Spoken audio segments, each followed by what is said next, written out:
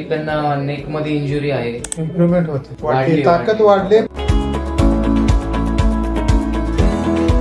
वरतून खाली पडलो, डक्ट मधनं खाली पडले. 24 डक्ट आहे साईज, त्याच्यातनं ते खाली पडले. कमीत कमी 35 फूट असत. 36 पडल्यानंतर इमर्जन्सीला जेव्हा ऍडमिट केलं, प्रॉब्लेम म्हणजे आम्हाला हेच कळलं की त्यांना नेक मध्ये इंजुरी आहे, मानेत फ्रॅक्चर झाले. ते नंतर कळवलं आम्हाला 1-2 दिवसांनी की ऑपरेशन करावं लागणार, तिकडचं चुरा झालं.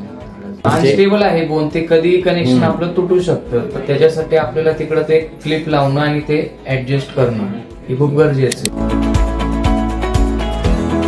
याच्यामध्ये तर कमी होते, पूर्णच कमी होते. बायसेप ट्रायसेप सगळेच कमी होते, पंजाची पण कमी होती. पण ती आली पंजाची अशी, हे आली पण हे जे आहे इम्प्रुव्हमेंट होते, ताकद वाढले. पण रेजिस्टन्स जो होता लास्ट टाइम, हात वर जात नव्हता, हात स्ट्रेट नव्हता, स्ट्रेट होता.